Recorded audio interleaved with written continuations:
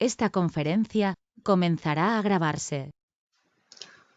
Hola, buenas tardes. Bienvenidos todos a la que ya es nuestra 15 webinar, desde que hemos empezado este programa del Colegio de Geólogos, de dar unas charlas online de todos sobre los distintos aspectos que abarca la profesión de la geología. En esta ocasión nos acompaña Cristina Sapalski, que es nuestra vicepresidenta en el colegio, en la Junta de Gobierno, y que nos va a hablar sobre las gemas del tesoro de Guarrazar. El tesoro de Guarrazar es uno de los tesoros más famosos que se han encontrado en España y que, no creo que sin ninguna duda, es uno de los elementos que nos llaman más atención a todos en el Museo Arqueológico Nacional, y que la corona esta ha sido reproducida en todos nuestros libros de texto, por lo que nos resulta muy familiar. Hablar de tesoros realmente siempre es fascinante y atractivo, porque en él se encierran todos los enigmas que queremos saber. La gente siempre son, por definición, son piezas valiosas, que fueron valiosas en su momento y por algún motivo misterioso los escondieron, y desde luego siempre son historias fascinantes desde su descubrimiento. Pero sobre todo el estudiar un tesoro nos permite saber qué consideraban, qué elementos eran de prestigio en la antigüedad o en el momento que se está estudiando, ¿no? Entonces, en este caso, Cristina ha estudiado las gemas de este tesoro de Guarrazar, y entonces sabremos qué gemas consideraban valiosas o que tenían a su alcance como algo de prestigio en los visigodos, ¿no? El tesoro de Guarrazar son un montón de alhajas, de coronas, varias piezas que se encontraron en Toledo, en el término de Guardarmur. Casualmente ahí, para mí es importante porque donde se encontraron, sé cuál es el lugar porque hay unos indicios de grafito muy importantes, está junto a unas minas de grafito, que sería actualmente un tesoro este grafito, si se pudiera explotar, si se puede explotar. Pero antes que nada, antes de que Cristina nos hable de este tesoro y especialmente de las gemas que ella tuvo oportunidad de estudiar, os voy a contar, por los que no lo conozcáis, quién es Cristina. Cristina Sapalski es licenciada en Ciencias Geológicas por la Universidad Complutense de Madrid y también es gemóloga, por esto nos da esta charla, por el Instituto Gemológico Español y la Gemological Association of Great de Gran Bretaña. Es especialista en diamantes y durante 25 años se dedicó a la clasificación y certificación de diamantes. Es presidenta del Instituto Gemológico Español y ha sido directora de la revista Gemas y Minerales. Durante más de 15 años participó en la International Gemological Conference, dando a conocer los tesoros y gemas españolas, y realizó varios trabajos en museos como el que hoy presentamos. Además, Cristina fue directora adjunta de la Feria de Arte Contemporáneo Arco y directora de la Feria del Libro Liber, y actualmente es la vicepresidenta de nuestro Colegio de Geólogos y es también vicepresidenta de la ONG Geólogos del Mundo. Ya sin nada más, damos paso a que Cristina, por favor, nos cuente las intrigas de este tesoro de Guarrazar. Bueno, buenas tardes a todos. Gracias por estar aquí presentes. Pues como dice Esther, voy a intentar que conozcamos todos los enigmas de este tesoro, un tesoro realmente fascinante. A mí me pareció, yo creo que el trabajo más bonito que hice en mi vida, porque tener en las manos estas piezas tan importantes, pues no sé, para mí fue un trabajo que me llenó, me dio muchísima satisfacción. Como decía Esther, en el año 1858 un hallazgo casual en la provincia de Toledo proporcionó el tesoro visigodo, es el tesoro visigodo sin lugar a dudas más importante del mundo. Solo después de 137 años se logró hacer un estudio exhaustivo de la pedrería que guarnece parte de sus piezas, las que se guardan en el Museo Arqueológico Nacional y las que están en Palacio Real, donde nos desplazamos Juan Cózar, en ese entonces director del Laboratorio de Análisis y Certificaciones del Instituto Gemológico Español, que ha fallecido lamentablemente, y yo. La vida en la villa de Guadamur, que es el pueblo donde se descubrió el tesoro por aquellos años, en el año 1858, al igual que la de cualquier pueblo castellano, transcurría con tranquilidad, solamente alterada por algunos problemas de tipo amoroso o económico, intrigas corrientes que rápidamente recorrían el pueblo de boca en boca. Como es normal, hasta este momento, al finalizar el verano, unas fuertes tormentas caídas en la tarde del 24 de agosto habían provocado aguas torrenciales que arrastraron gran cantidad de tierras de todas las laderas de los cerros, del cerro de Jasal y el Cerro Negro, hacia el valle por donde discurre el camino que va de Toledo a Guadamur y hacia la fuente de Guadamur. En la parte de abajo de la villa hay unas huertas que son utilizadas por los vecinos y unos montículos plagados de numerosas construcciones y un cercado muy deteriorado junto a la fuente.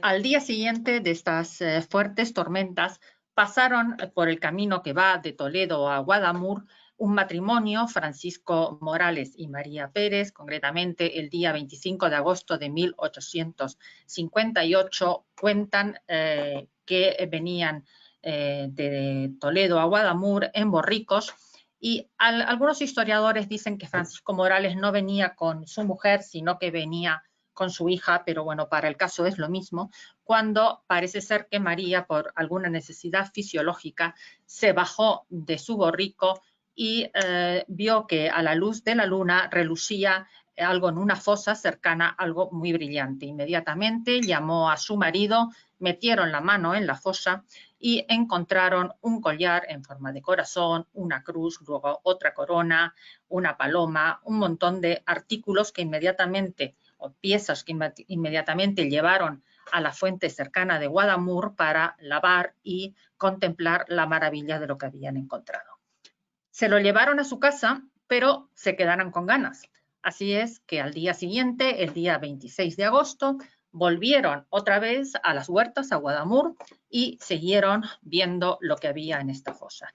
Encontraron nuevos objetos que, como la vez anterior o como el día anterior, llevaron a sus casas. Otro descubridor, en este caso Domingo de la Cruz Figueroa, en este caso ve a Francisco y a María que están intentando o que están trabajando por la noche y decide ir a la huerta y ver qué es lo que estaban haciendo. Va al mismo lugar, encuentra una segunda fosa y entonces la mueve y encuentra otras piezas de incalculable valor que se lleva a su casa. Tenemos entonces dos descubridores, el matrimonio formado por Francisco Morales y María Pérez y Domingo de la Cruz Figueroa. Estos dos descubridores actúan de forma totalmente diferentes. Francisco Morales y María Pérez, tal vez porque querían rápidamente ganar dinero, van a los talleres toledanos y a los lapidarios y venden la gran mayor parte de las piezas para fundir el oro en los crisoles toledanos y separar las piedras, para luego ser utilizadas para otros collares o joyas más modernas. Entonces, en este momento intervienen dos personas. Una es Adolfo Geruard Chibor, profesor de francés del Colegio de Infantería de Toledo, que conoce al matrimonio a Francisco Morales y a María y descubre el valor incalculable, o piensa, era un poco más culto que el matrimonio, y se da cuenta del valor incalculable, el valor arqueológico que tenían estas piezas, y entonces convence al matrimonio para que le entregue las piezas a él, porque las va a restaurar y posteriormente vender, y por supuesto les daría un dinero al matrimonio. También interviene en este momento José Navarro, que es amigo de Adolfo Geruard, del profesor de francés, es un antiguo diamantista de la corte y indaga en todos los talleres toledanos para recuperar todas las piezas que en ese momento quedaban todavía sin haber sido fundidas en los crisoles toledanos. Entre los dos, entre Adolfo Geruard y José Navarro, confabulan la manera de poder sacar estas coronas y estas cruces, toda la parte del tesoro que habían encontrado y que todavía permanecía prácticamente intacta, y intentan sacarla fuera de España para venderla. Por su parte, el maravilloso profesor Geroard de francés, lo que hace es comprar los terrenos donde se encontraron las joyas para así decir de alguna manera que estas joyas, estos tesoros, se habían encontrado dentro de su propiedad. Por ello paga 3 veces más de lo que costaba la huerta rústica, se le ofrece un precio superior, en 3 veces superior, con lo cual inmediatamente se apodera de esta huerta. Navarro ofrece las piezas, las ofrece, parece ser que en un primer momento las ofrece a Inglaterra, pero luego finalmente van a parar a Francia, son adquiridas por el ministro de Estado de Francia por un valor de 100.000 francos, con destino al Museo Hotel de Cluny. En total vende Navarro 13 piezas, desglosadas de la siguiente forma: 8 coronas y 5 cruces.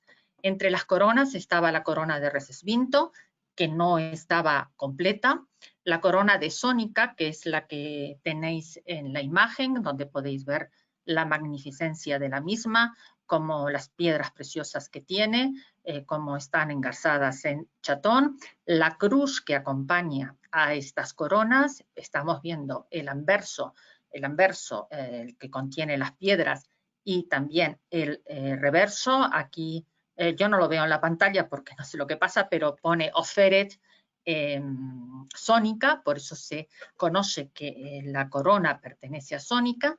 3 coronas más pequeñas y otras 3 de enrejado y 5 cruces con piedras preciosas. Rápidamente llega la noticia a España de que Francia había comprado estas coronas, y la primera impresión de los anticuarios españoles fue la duda respecto a la autenticidad de las piezas. Pero la verdad flotó sobre el error como el aceite lo hace sobre el agua, y al fin se supo que no solamente eran auténticas las piezas que había adquirido Francia, sino que además se habían fundido muchas piezas en los crisoles toledanos.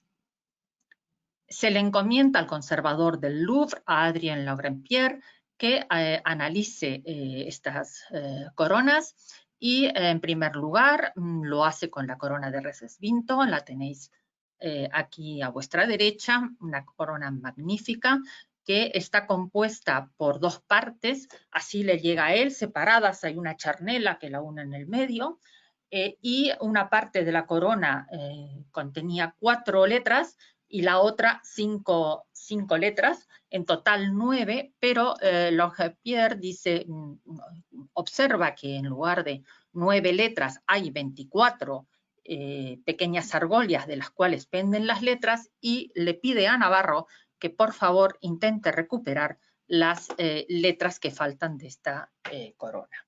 Así lo hace Navarro y hay suerte, las recupera de María y de Francisco, y entonces cuando la corona se reconstruye se ve que pone Offeret Recesvinto, o sea que es una ofrenda de Recesvinto. Aquí tengo que decir, aquí veis una figura de Recesvinto, que las coronas eran ofrendas votivas, o sea, no las usaban los reyes o abades en la cabeza, sino que eran ofrendas votivas de reyes, abades y otros magnates a iglesias, y que seguían en este sentido a la costumbre bizantina.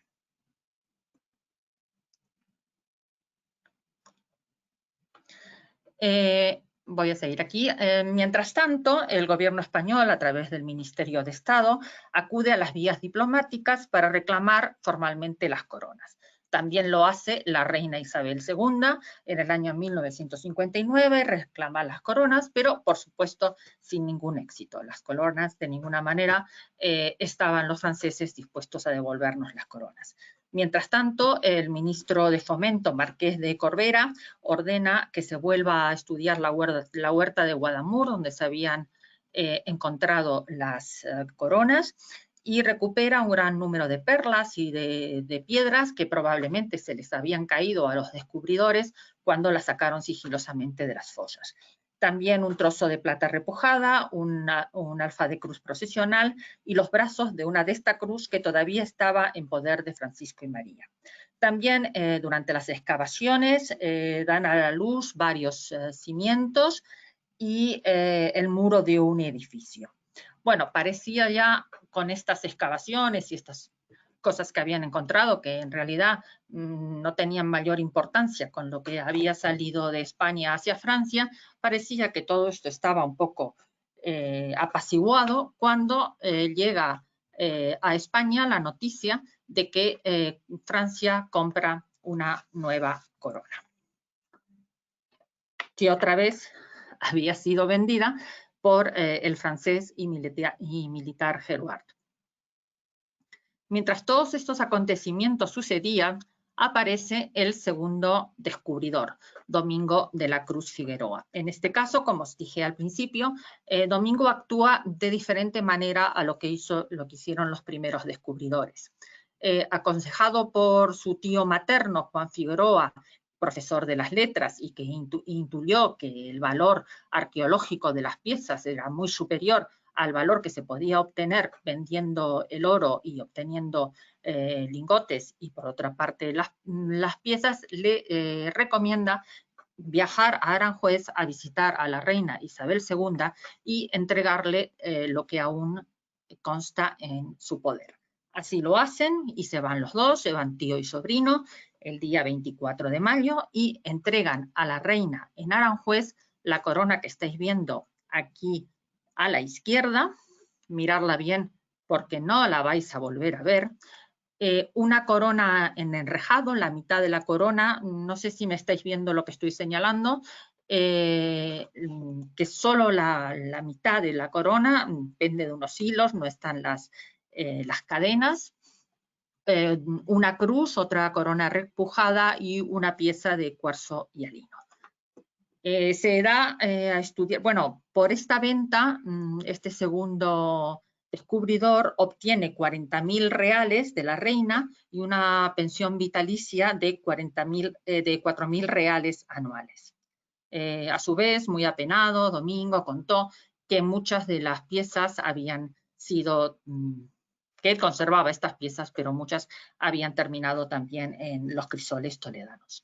Cuando llega esta corona a poder de la reina, esta corona tampoco llega con todas las letras. Llegan 4 letras, la I, la U, la R y la F. El resto de las letras faltaban, pero al final se recuperan, como en el caso anterior, se empiezan a buscar en los talleres toledanos y con Domingo de la Cruz Figueroa se reconstruye toda la corona y pone Rex Oferes Suntila, o sea que esta es la corona de Suntila. También es muy importante la parte de abajo, está formada por una cruz, la cruz que cuelga de la corona, nos hace acordar un poco a la cruz de Calatrava. Luego esta corona pende de 4 cadenas que tienen forma de corazón o forma de peral, y hay una doble azucena en la parte de arriba. Aquí tenéis al monarca Suntila, a la reina Isabel II, que por cierto lleva la joya más importante de la corona española, con el diamante, el estanque y la peregrina, pero que esto será historia para otra webinar. Bueno, reconstruida la corona, como os he dicho, se sabe que pertenece al monarca Suntila. Los que estudian la corona son Madrazo, Amador de los Ríos y Pedro de Madrazo. Los arqueólogos españoles y con ellos la nación entera estaban celebrando con fiestas y las ricas adquisiciones, quedando así satisfecha su vanidad nacional antes menoscabada por la destrucción y la venta al extranjero de unas joyas que debieron conservar para orgullo y gloria de la patria, y orgullosos estaban cuando se decide llevar estas piezas a la Real Armería de Palacio, pero el día 4 de abril de 1921 se comete un robo en la Real Armería, desapareciendo esta corona. Desaparece la corona y desaparece esta corona en enrejado y no se sabe dónde están. Por eso os decía que la miréis, porque ha desaparecido y no se sabe dónde se encuentra. Bueno, ahora vamos a contar, esa es la historia fascinante del descubrimiento, las vicisitudes que tiene, cómo las joyas van a Francia. Al fin y al cabo, en esa época, en el año 1921, nos quedamos sin nada, porque todo estaba en poder de los franceses y pocas piezas, esta corona que vemos aquí a la derecha, una cruz y esta otra pequeña pieza, no teníamos nada más, algunas piedras sueltas y no había llegado, no teníamos nada más que no se había recuperado. Pero, bueno, se siguen las negociaciones para que el tesoro de Ouarzazate vuelva a donde debía de haber estado y de donde nunca debía haber salido.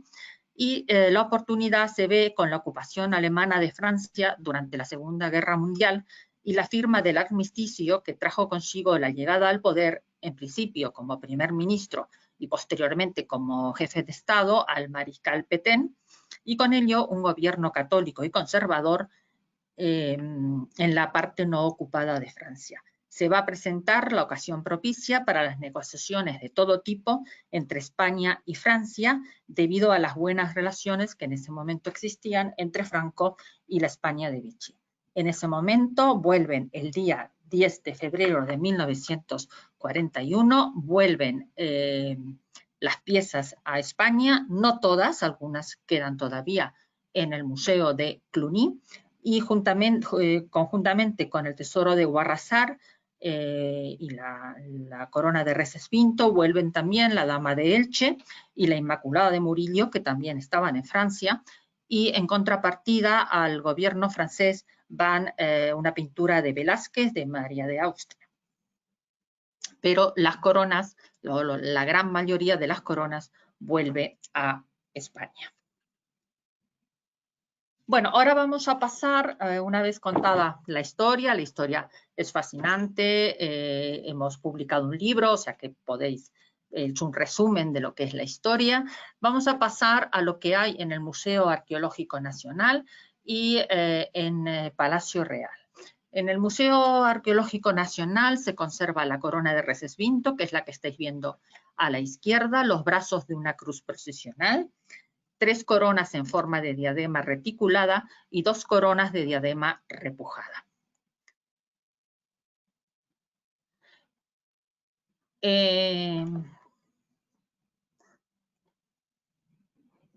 En Palacio Real se encuentra una corona de chapa de oro repujada con el nombre In nomine offeret Lutecio, una piedra que es un medio hexágono de color verde grabada en hueco, que luego nos vamos a detener a explicarla, y una cruz con la inscripción que os he comentado.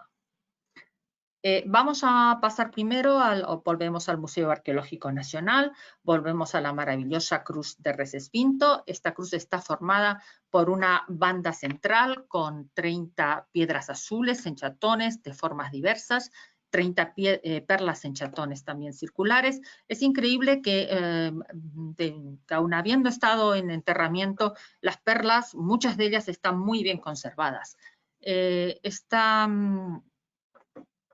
dividida, hay una parte más ancha y luego hay otra parte superior e inferior que la vemos mejor aquí. Veis que hay como unas pequeñas hojas. Estas hojas estaban llenas en su día con unas piedras de color anaranjado, de las cuales se conserva alguna piedra en alguna pieza. Mirar cómo está unida la corona por medio de la charnela.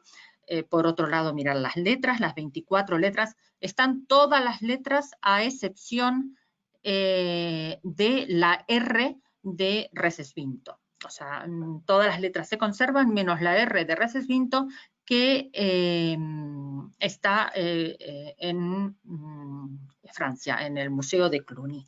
Luego cuelga la corona de 4 cadenas que tienen forma de corazón o de hoja de peral y están todo en forma repujada. Aquí tenemos la corona, tiene una altura media de 10 milímetros y el diámetro es de 206 milímetros. Os contaba, es bastante grande, pero eran ofrendas, no era para colocar en la cabeza. En la parte de arriba aquí tenéis un detalle de los eslabones de los que cuelga la corona. Tenéis aquí la parte de arriba está formado por una doble azucena de la cual penden unos clamasteiros, también con piedras, que los podéis ver aquí. Y en la parte superior vemos estas 2 piezas, un capitel de una piedra incolora, luego diremos de qué son, y un redondel. Un estudio especial tiene la cruz que acompaña a la corona. O sea, esta cruz está colgada juntamente con la corona, pero no pertenece a la corona. Si lo veis y recordáis la corona, primero mirar cómo están aquí engarzadas las piedras, o sea, están engarzadas en chatón, mientras aquí las piezas están engarzadas en garras, están al aire en garras. Ahí está formado por piedras azules, unas piedras verdes y las perlas. Si le damos vuelta a la parte del anverso de la cruz, es de una magnificencia única. Está formado por unos redondeles, luego aquí en una filigrana, aquí no se ve bien, pero es una filigrana perfecta con unas flores de las cuales hay 8 pétalos y hay unos enganches en esta parte donde tenemos las flechas, con lo cual esto justifica que esta cruz en realidad no pertenece a la corona, sino que era una fíbula para colgar en el pecho, pero que se la han adjudicado a la corona de Recesvinto. En Museo Arqueológico Nacional también están estos 2 brazos de una gran cruz procesional. Solo esto se recuperó de Francisco y de María. Solo se conservan estos 2 brazos. Ahí están casi todas las piedras, aunque hay algún chatón que está vacío. La longitud es 310 milímetros y la anchura en la parte más pequeñas son 70 milímetros y en la más ancha 140 milímetros. Las 3 coronas en enrejado que están en el Museo Arqueológico Nacional son muy similares, solo tienen pequeños detalles que las diferencian una de otra, que vamos a hablar de esos detalles. En primer lugar, la primer corona, la altura de la diadema es de 78 milímetros, el diámetro de 120 milímetros, la corona cuelga de una doble azucena y aquí hay una piedra incolora que vamos a ver que no existe en las otras coronas. Las cadenas están formadas por una alternancia de eslabones circulares y otras en forma de 8 y está formada por una cuadrícula de elementos fusiformes que terminan en unos chatones donde se encuentran diversas piedras azules, perlas, algún chatón está hueco, como veis falta la piedra. De la parte media del enrejado cuelgan también, hay unos colgantes que terminan en unas perlas, no se ve muy bien, y luego de aquí cuelgan otros colgantes con unas piedras de color azules. Luego la cruz que acompaña a esta corona, estamos viendo el anverso y el reverso. El anverso con 2 nácares, 5 piedras azules y 2 chatones están vacíos. Uno está aquí, se ve claramente el chatón vacío y el otro aquí abajo. El reverso, 12 nácares, 5 piedras y 2 chatones también están vacíos y de los brazos cuelgan 3 piedras de coloración azul.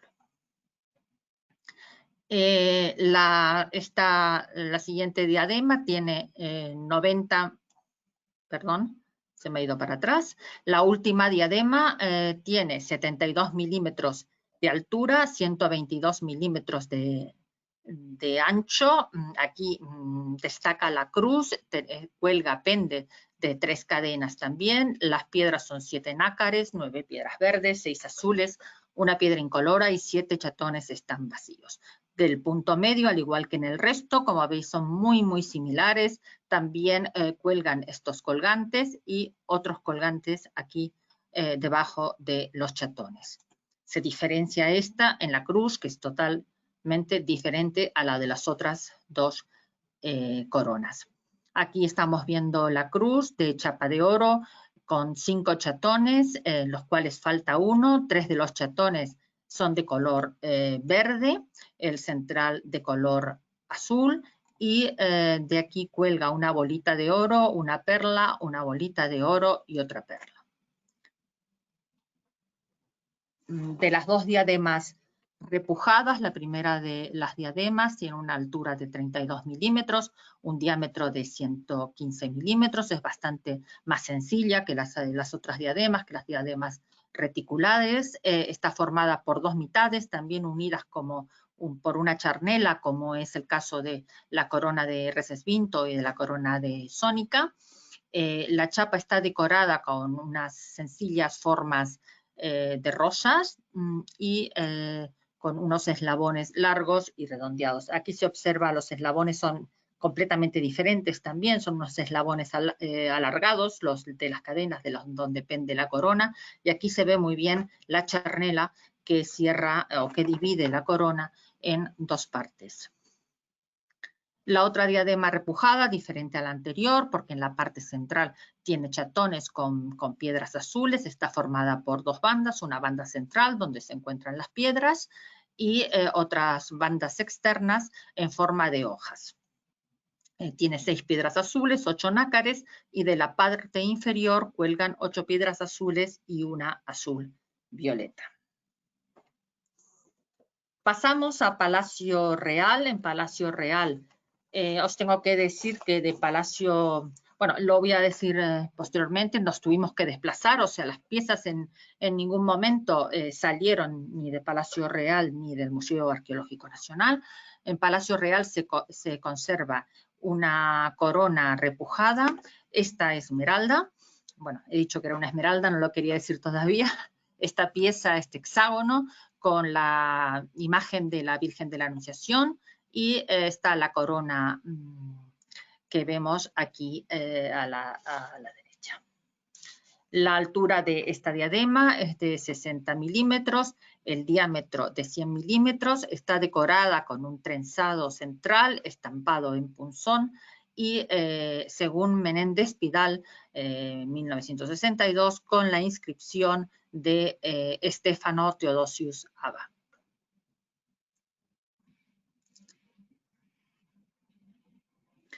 La cruz que acompaña a esta corona tiene una altura de 150 milímetros, el ancho de 118 milímetros, es de chapa lisa con una inscripción como único adorno que dice que pertenece a Oferes Lutecius. Está formada por 3 piedras azules, 3 violetas y una azulada. Vamos a hablar ahora de esta, os he dicho que era una esmeralda, es un medio prisma hexagonal de 18,22 milímetros de ancho y de alto y 15 milímetros de ancho. Es un grabado en hueco con la escena que representa a la Anunciación de Nuestra Señora. Según Pedro de Madrasos, hay una azucena, eso es un jarrón con una azucena que termina en el pecho de Nuestra Señora. Como hay el ángel con el brazo en alto, la Virgen está recubierta de un manto, pero como podéis ver, la imagen está totalmente desproporcionada, con una cabeza muy grande. Bueno, ahora vamos a hablar de la metodología que utilizamos para analizar las gemas de este tesoro. Para el estudio gemológico de la pedrería que guarnece este tesoro, tuvimos que desplazarnos a Museo Arqueológico Nacional y a Palacio Real, como os comentaba anteriormente. Llevamos un laboratorio gemológico, se habilitó una sala que hizo de laboratorio. Llevamos un laboratorio gemológico convencional con una lupa binocular, un refractómetro, una balanza para obtener el peso de las piedras y una luz ultravioleta. Hay que tener en cuenta la dificultad que tienen este tipo de estudios, porque las piezas en las coronas están engarzadas, no se nos permitió, por supuesto, sacarlas, pero por suerte había muchas piedras sueltas, con lo cual nuestro estudio comenzó con las piedras sueltas para, una vez analizadas, poder apoyarnos en esas piedras para poder evaluar las piedras que están en la corona. Aquí veis varias de las piedras sueltas. O sea, los problemas que nos encontramos es que para determinar el índice de refracción era bastante difícil hacerlos, un pulido deficiente.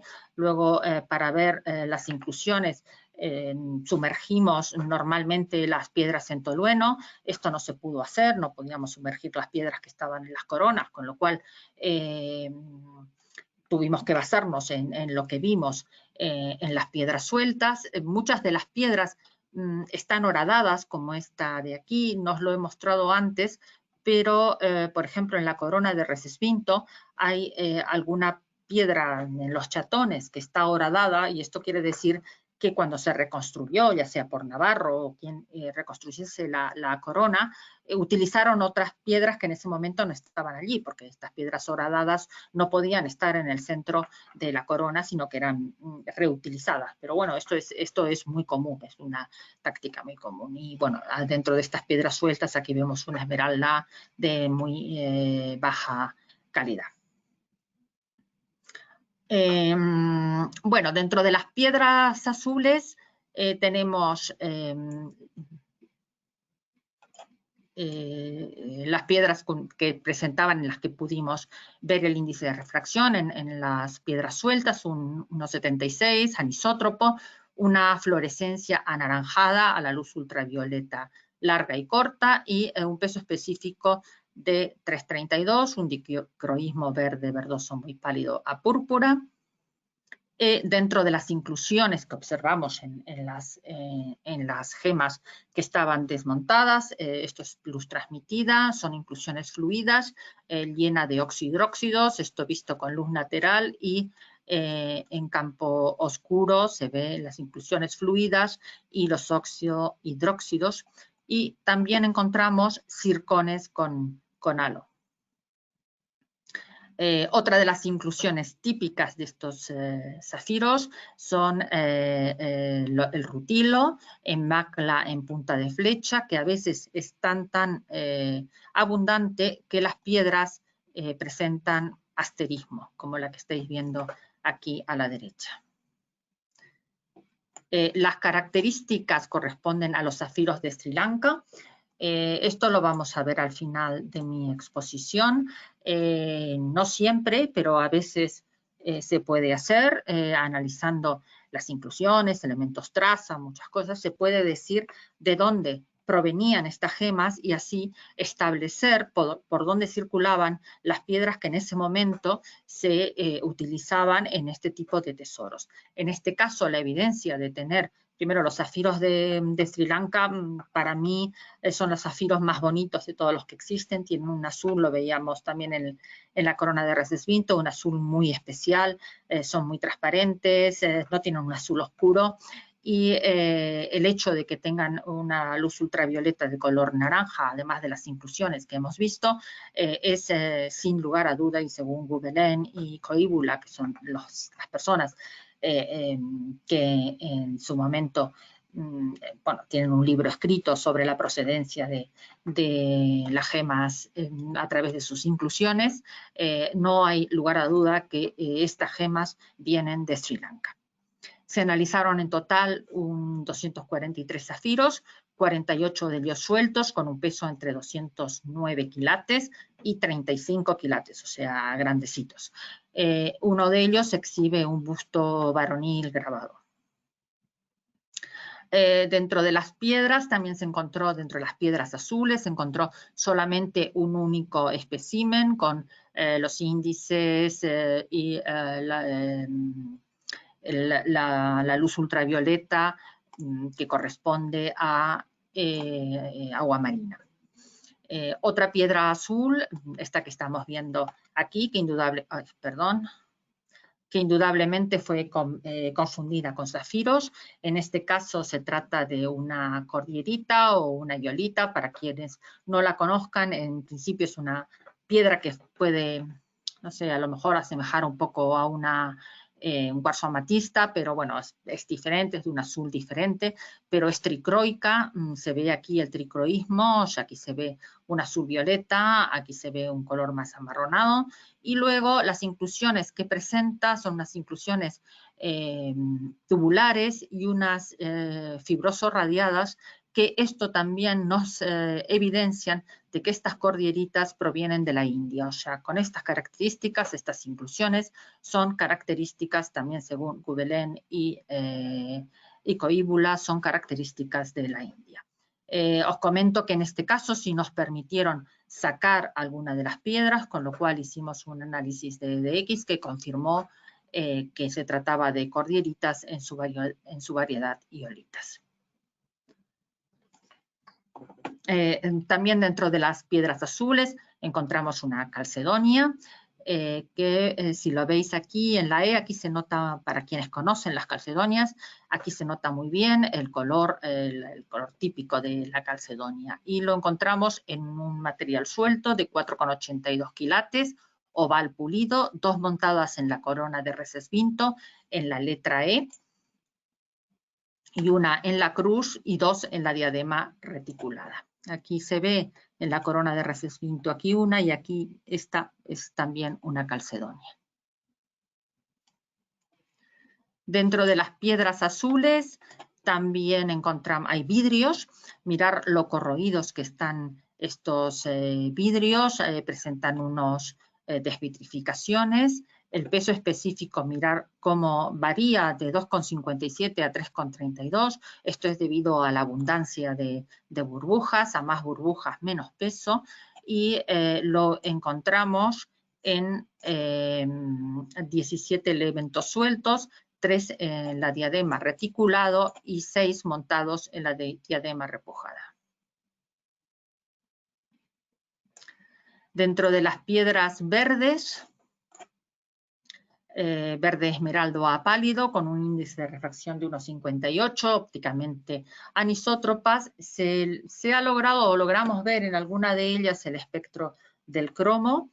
Son esmeraldas de muy baja calidad, pero luego vamos a hablar de ellas porque es interesante la procedencia para ver de dónde venían estas piedras. Encontramos 7 elementos sueltos, uno de ellos de 7,15 quilates, uno con la figura grabada de la Anunciación, lo que hablábamos al principio, y 7 en la diadema reticulada. Dentro de las piedras verdes, los vidrios, fijaros aquí la gran cantidad de burbujas, se ven muy bien los vidrios en la cruz de la diadema reticulada que veíamos al principio, donde estos 3 eran vidrios, esta era una piedra azul y aquí faltaba la piedra. Estos vidrios los llevamos al microscopio electrónico de barrido. Aquí lo que estáis viendo son figuras de corrosión de un vidrio, y el detalle que muestra la textura de capas imbricadas de un vidrio verde a 300 aumentos. Esta es la típica característica de estos vidrios. Encontramos 26 sueltos, 4 en las letras colgantes de la corona de Recesvinto, en la N, la T, la S y la E, 2 en la cruz que acompaña la corona, 4 en los brazos de la cruz procesional, 20 en la corona de la diadema reticulada, 3 en la cruz y 2 en la corona de diadema repujada. De color púrpura y con los típicos, el típico índice de refracción del cuarzo, encontramos cuarzos en su variedad amatista con 3 sueltos de 1,02 a 2,55 quilates, 4 en la cruz y 3 montados en los pinjantes. Y entre los incoloros, el capitel que mostrábamos al principio, el capitel que está por encima de la doble azucena en la corona de Recesvinto, la pieza de la parte de arriba es un cuarzo hialino o cristal de roca, y encontramos 6 cabujones sueltos de peso entre 2,9 a 21,85 y 2 montados en esta doble azucena. Bueno, todo que yo he pasado muy rápidamente, os comento que esto se hizo un análisis exhaustivo y se presentó de la forma que lo estáis viendo, o sea, cada elemento, cada dibujo con un número y detallando una a una las piedras que fueron analizadas con el tamaño, porque indudablemente no pudimos pesarlas, pero sí pusimos el tamaño. Pero esto se hizo absolutamente con todas las coronas y con todas las piezas que quedan del tesoro de Recesvinto y aquellas que se encuentran también sueltas. Bueno, ahora ya casi para terminar, vamos a hablar un poquito de el enigma un poco de las gemas o cosas que sacamos a la luz de este tesoro. Por supuesto, además de descubrir las piedras o el tipo de piedras que eran, pudimos ver en ciertos casos su procedencia. Hombre, aquí también se ha hecho un análisis del oro, nosotros no estudiamos el oro, o sea, hay un libro que luego os lo voy a poner, que si tenéis interés está en el Museo Arqueológico Nacional y que se realizó después de este trabajo que os estoy contando. Bueno, en primer lugar vamos a hablar de los zafiros. Ya os he dicho que anteriormente que son unos zafiros con las características típicas de los zafiros de Trapobane en Sri Lanka. La presencia, esto ya era indicado por Plinio el Viejo en época romana y por el comerciante egipcio Cosme Idicopleusto en el siglo VI, que hablaba de los zafiros provenientes de Sri Lanka. En cuanto a las esmeraldas, esto sí a mí me parece bastante curioso. Las esmeraldas, nosotros no pudimos sacar las esmeraldas, pero con lo cual no se pudo hacer un estudio exhaustivo de elementos traza, por ejemplo, pero sí se hizo esto en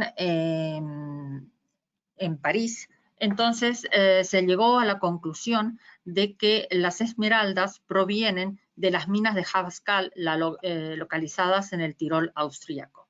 Esto nos interesa porque nos interesa saber si los griegos y los romanos disponían de la misma fuente que los pueblos que invadieron Europa occidental durante la Gran Migración. Plinio decía que las esmeraldas eran traídas de Egipto, también, bueno, de las famosas minas de Cleopatra, también de Afganistán y también podrían provenir de los Urales. Analizadas en Francia en un acelerador de partículas en el Centro de Restauración del Museo, se hizo un estudio de todas las esmeraldas en todos los lugares que se encuentran en el mundo, tanto de África, América, Egipto, India. Indudablemente estas esmeraldas de América no podían provenir por motivos obvios, pero se excluyó los elementos traza, el litio, el vanadio, el rubidio, el sodio y el zinc, se excluyó por completo el resto de las esmeraldas y la duda quedó entre las esmeraldas de Egipto, de las minas de Cleopatra o las esmeraldas de las minas de Austria. Finalmente, aplicando técnicas estadísticas, se llegó a la conclusión de que estas esmeraldas provienen de Austria. Estos resultados arrojan una nueva luz sobre la ruta de las gemas durante la Edad Media, ya que, aunque estas minas eran lo más próximos al reino visigodo, su explotación no está documentada hasta después del Renacimiento, ya que con esto se demuestra que anteriormente a lo que está documentado, que es en el Renacimiento, ya se extraían esmeraldas de estas minas austríacas. En cuanto a las perlas y a los nácares, las perlas finas aparecen relativamente bien conservadas, que es lo que os decía, porque es una gema natural, con lo cual es fácilmente alterable, y no, aparecen bastante bien conservadas.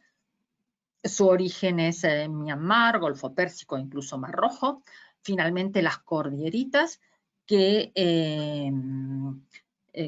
ya hablamos hace un momento y que dijimos que provenían de la India. En cuanto a los vidrios, es otro enigma un poco interesante porque sí que nos permitieron llevar algún vidrio fuera del Museo Arqueológico Nacional, y los análisis puntuales de EDX nos demostraron, tenéis aquí el análisis, que había una presencia mayoritaria de plomo. Esto es una incógnita también porque los primeros datos de la fabricación del vidrio que se refieren a Jorge Ravencroft en Inglaterra son del año 1672. Sin embargo, en el Arte de la vidriera, publicada en Florencia en 1612, se habla ya de estos vidrios de plomo. No obstante, estamos hablando de 1612. Esto es muy anterior, o sea que sí que es algo importante que pudimos demostrar que el uso del plomo se utilizaba con mucha anterioridad. El plomo se emplea para dar transparencia a los vidrios. Bueno, pues estos vidrios, podríamos pensar que los vidrios se colocaron posteriormente al hallazgo del tesoro, o sea, que se colocaron en el momento de la restauración de la pieza, pero eso no es así porque los vidrios están muy corroídos, o sea, se evidencia que habían estado enterrados durante siglos, o sea, que esos vidrios son los vidrios que estaban en el momento que se hicieron las piezas.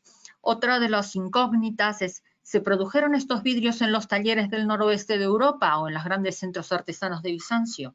¿Se incorporó el vidrio del Próximo Oriente en lingotes o fue realizado a partir de minerales locales? Tal vez un estudio con isótopos nos permitiría aclarar las dudas, pero bueno, este estudio no se nos permitió hacer, pero bueno, a lo mejor alguien lo haga en algún futuro. Y luego, pues otro de los enigmas es por qué esta maravilla de coronas se enterró en unas fosas ahí en Guadamur. Bueno, la zona de Guadamur ha sido estudiada y se está estudiando.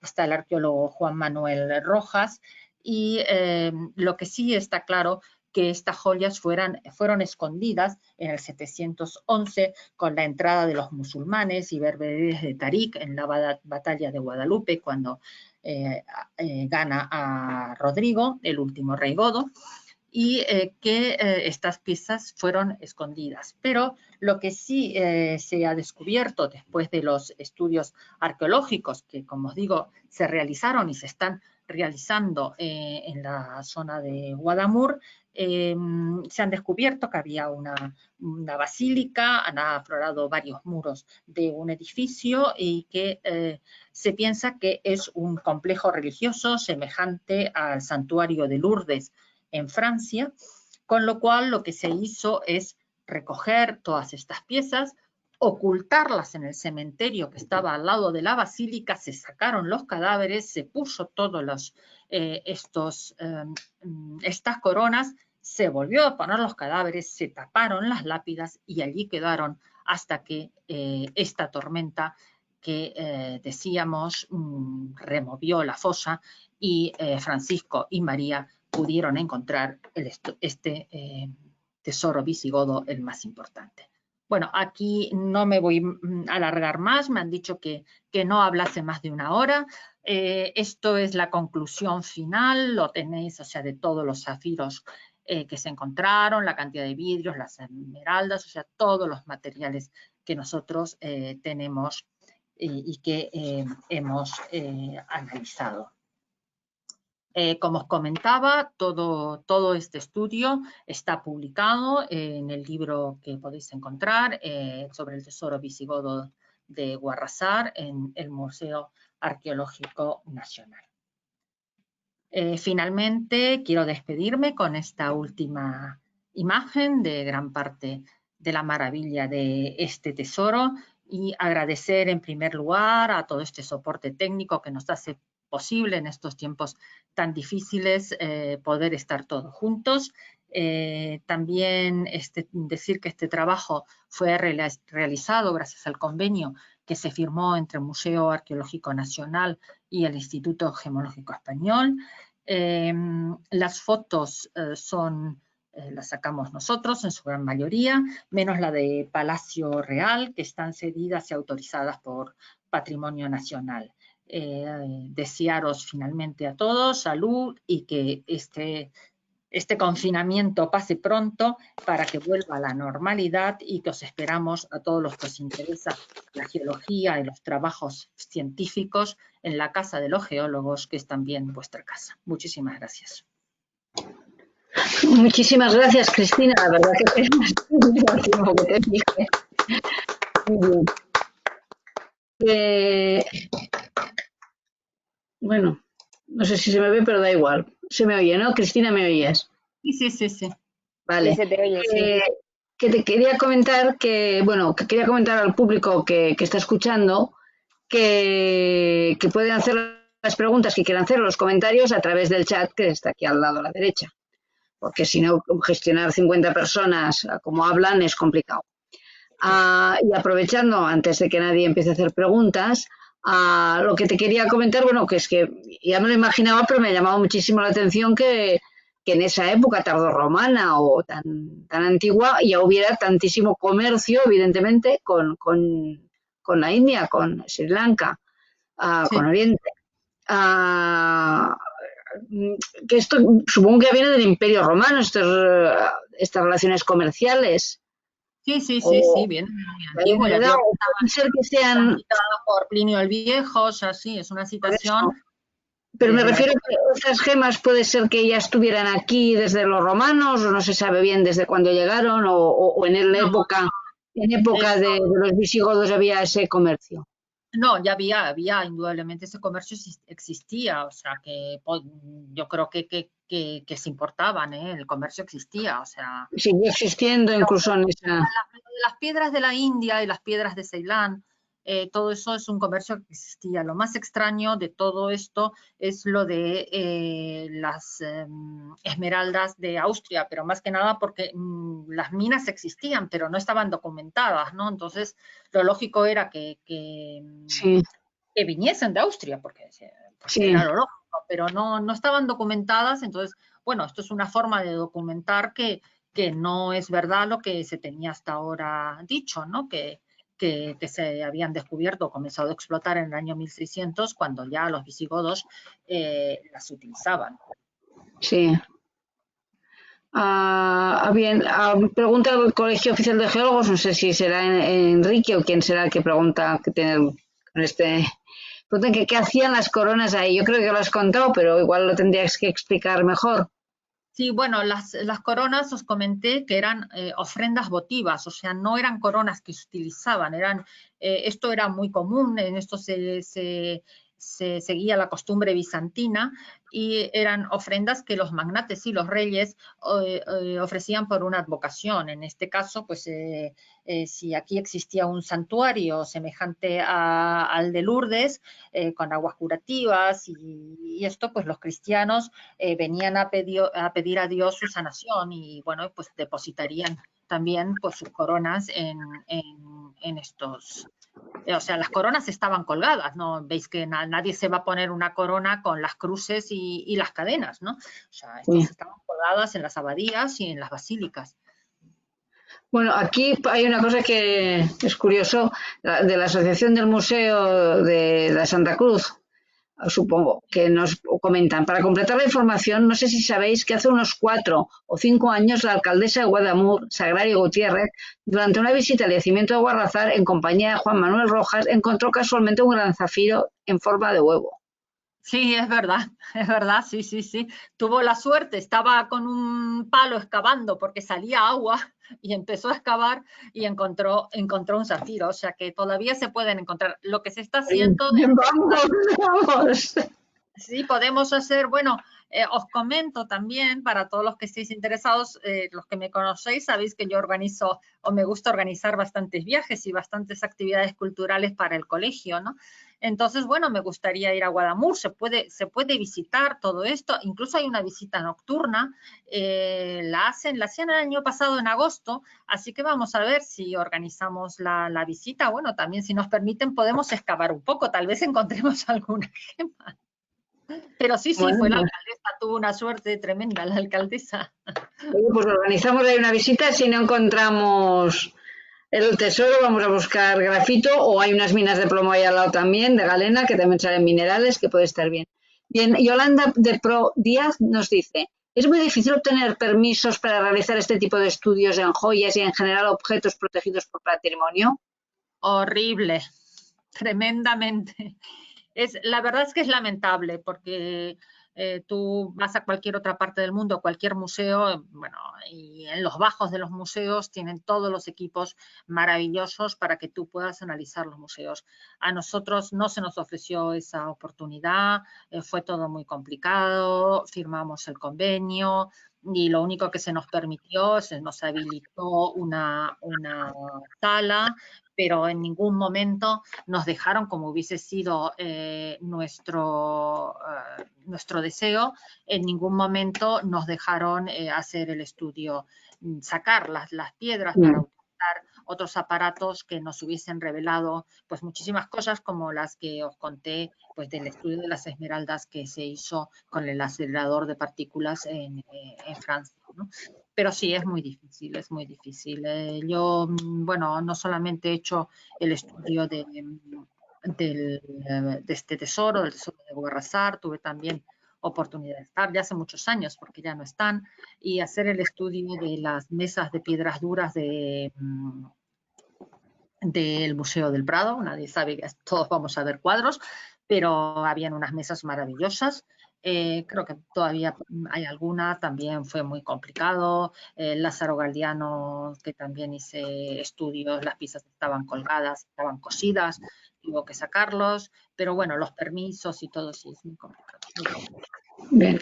Alfonso García Cortázar hace dos preguntas. Una es muy interesante porque yo también no te lo hubiera hecho. ¿Habéis encontrado alguna diferencia o clasificación por importancia que daban los visigodos a las gemas, en el sentido que las de un tipo estaban en las coronas y otras en objetos menos relevantes? No. Bueno, vamos a decir sí, porque fíjate que no lo había pensado, pero sí, los zafiros estos tan grandes, ¿no? Y tan importantes están en las coronas más importantes. No sé si me estás viendo el cursor. Sin embargo, en estas diademas reticuladas habían más vidrios, todos estos son vidrios, y no estaban estas gemas de calidad. Sí, es verdad. O sea, en esto sí, las más importantes sí lo tenían las piedras más importantes, aunque como te he comentado antes, algunas eran reutilizadas, ¿no? Porque aquí no se ve, pero hay algunos de estos son todos zafiros, y hay algunas que están horadadas, o sea que aquí no estaban originalmente, que se reconstruyeron, se colocaron allí. Sí, y también te pregunta, Alfonso, otra pregunta te hace. Has hablado de piedras sueltas. ¿Se interpreta que estaban en origen sueltas o se supone que estaban engarzadas o formando parte de algo? No, lo que se supone es que es lo que se recuperó.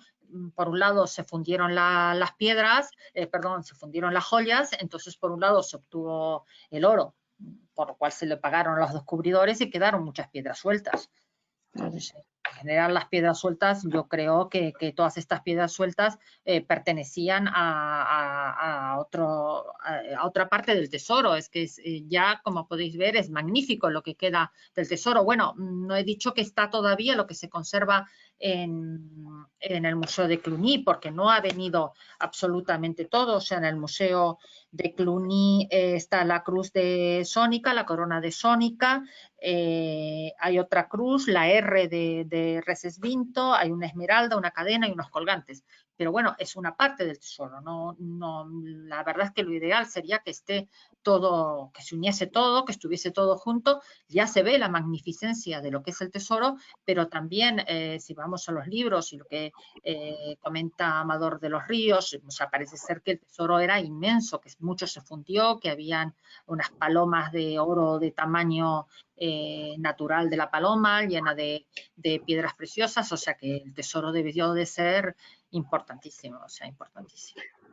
Daniel Tejela te invita a que des la charla para el próximo Geología de Toledo, que des esta charla. Y también te pregunta si se ha cruzado la procedencia de las piedras con la de otros restos visigodos en España.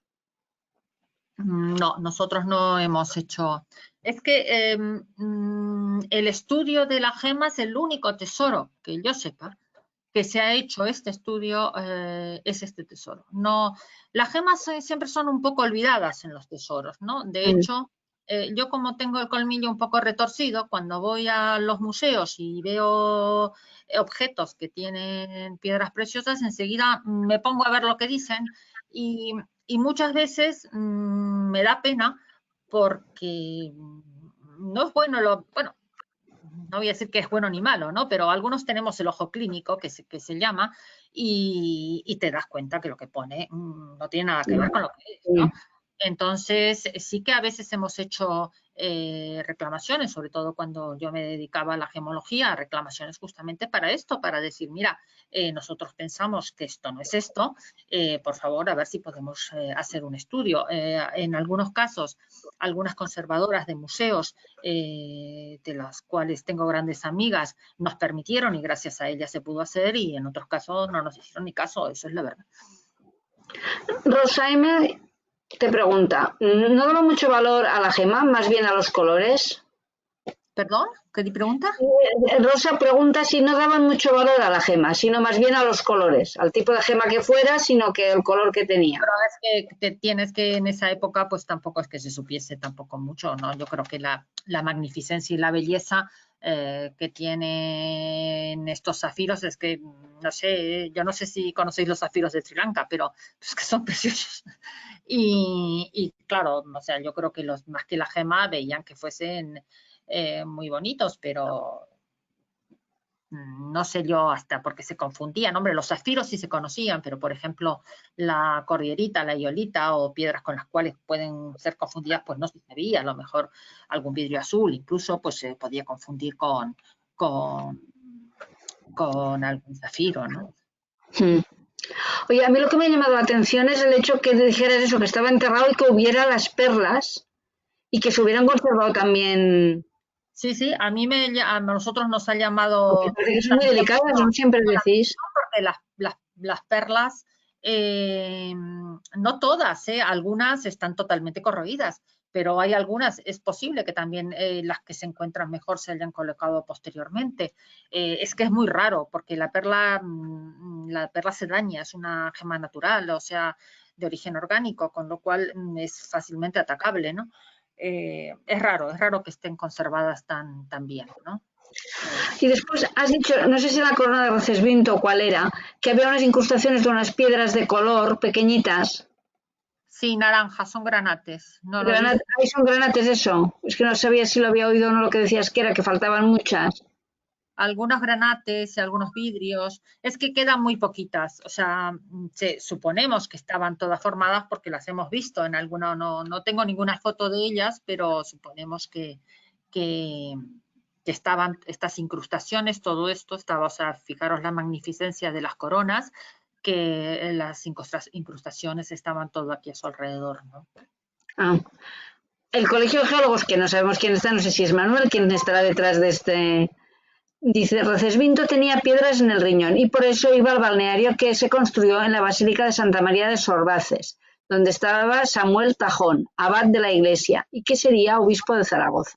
Eran amigos y por eso le regaló todas aquellas coronas votivas. Jolín, vaya regalo. Es que, de todas formas, yo creo que si ahora ese tesoro tiene tantísimo valor, eso demuestra que eran muy ricos los reyes visigodos, pero riquísimos, porque en esa época tenía que ser esto algo muchísimo más valioso que ahora en relación. Pues sí, sí. Pues todas las guerras y todo, sí, pues suponemos que sí, ¿no? Pero no, la magnificencia te lo hace ver, o sea, porque aquí Sí, todo esto es oro, ¿eh? Luego hay un estudio del oro, sí, lo que comenta Manuel es un estudio que hace el arqueólogo Juan Manuel Rojas. Sí, sí, bueno, ya lo comenté antes, yo no sé si Manuel estaba, bueno, si es que es Manuel el que sí, está detrás. del Colegio de Geólogos, que esto era un complejo religioso semejante al santuario de lo que es Lourdes, ¿no? Entonces, bueno, pues sí, pues podría ser que como estaba quería una sanación y por eso pues colgó las entregó como ofrenda votiva para su sanación de las piedras del riñón a este santuario, lo dejó en el santuario que si tenemos suerte visitaremos con el colegio. Es que sé que están entre los asistentes, sé que hay algunos arqueólogos, porque los conozco, que son especialistas en el mundo visigodo. Y me gustaría que nos aclararan también algunos temas de esto de por qué reunían tanta riqueza estos reyes. A ver si quieren, a ver si hay alguien ahí en la sala que quiera entrar y comentárnoslo. No sé. Bueno, pues no veo que haya más preguntas. Si nadie más tiene ninguna pregunta que hacer. Más adelante, lo que pasa que es un poco difícil. Sí, mira, nos comentan, pero sí que digo que los de la Asociación Museo de la Santa Cruz, que si quieren entrar, pues que quiten que entren con el micro, les damos entrada. Está diciendo que el reino visigodo y Toledo, en particular, competía, al menos tenía las miras puestas en competir en lujo con el imperio de Constantinopla. Desde luego, con lo que vemos, ya podían. Ya. Si quiere entrar la Asociación del Museo de Santa Cruz, lo agradecemos. Por eso que nos aclaren estos temas. Bueno. Hola, ¿qué tal? Sí, perfecto. Ay, qué bien. ¿Verdad? Soy Luis Miguel de la Asociación Sí, Museo de Santa Cruz Vivo, que es la Asociación de Amigos del Museo de Santa Cruz de Toledo. sí. Pues bueno, al hilo de lo que estaba comentando, pues efectivamente Toledo en la época del imperio, mejor dicho, del reino visigodo. Disculpa, ponte también la cámara si quieres y así te vemos la cara. ¿Te activas la cámara? Sí, Que se está Sí. grabando. vale, me veis ya, ¿no? Bueno, Sí, pues estaba diciendo esto, que el imperio, o sea, el reino visigodo realmente que competía directamente con el lujo, sobre todo, con el imperio bizantino, y de hecho, pues Toledo en aquella época, hasta que llegaron los musulmanes, pues fue pues probablemente la segunda ciudad a nivel de riqueza pues de todo el espacio conocido, de Europa al menos, ¿no? Entonces, pues no extraña desde luego que hubiera este tipo de joyas, evidentemente en particular los reyes, y que, bueno, pues haya ese esplendor de piezas que venían nada menos que de Sri Lanka o de la India, ¿no? Bueno, has visto que aquí he comentado, ¿no? Que lo que es la cruz, que en este momento que está colgada de la corona de Recesfinto, esto es totalmente bizantina, la cruz es completamente Sí, sí, sí. distinta. yo quería preguntar eso. Si el arte es el estilo de la orfebrería es bizantino o es español, bueno, español, ibérico. La cruz es, o sea, esto sería interesante. La verdad es que hablé con Alicia Perea, que es la que hizo el estudio del oro, porque la he invitado también a que diese una charla que nos lo podría revelar mejor, pero está mucho mejor trabajada la cruz, en este caso, de influencia bizantina que la corona. Hombre, la corona de Recesfinto sí, pero las otras piezas, por ejemplo, la cruz de esta que cuelga en la diadema reticulada, son mucho más vastas, ¿no? Pero el arte bizantino como trabajo era maravilloso. O sea, ¿y sabéis si la orfebrería de la que se hizo esto pues era de Toledo o no se sabe? ¿O también la corona era importada? No lo sabéis. ¿Que es un estilo muy propio? Pues mira, no lo sé, pero seguramente que está en el estudio del oro y que eso que a lo mejor Alicia nos lo puede desvelar. Bien. Y tú no lo sabes, bueno. No lo sé, hombre, si queréis se lo pregunto y nada, y lo colgamos, ¿vale? Bien, Rosa te da las gracias porque siempre le ha llamado la atención estas coronas que vio por primera vez en un artículo del ABC de su infancia. Y después Layel, que sabemos que es Carlos García Arroyo, dice que te pregunta que cómo venían desde Sri Lanka las gemas.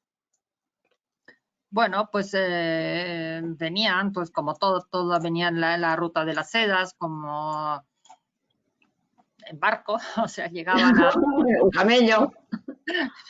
Llegaban, sí. No, supongo que venían en barcos, claro.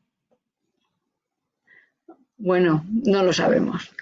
Y dice que no estaba la ruta de la seda, dice y yo creo que sí estaba, porque Sí. la ruta de la seda empieza con el Imperio Romano, no es de la Edad Media de Marco Polo, ya es anterior y con los romanos no, la seda. Marco Polo, pero la ruta de la seda, como tú... Ay, me quiero quitar. Si puedo.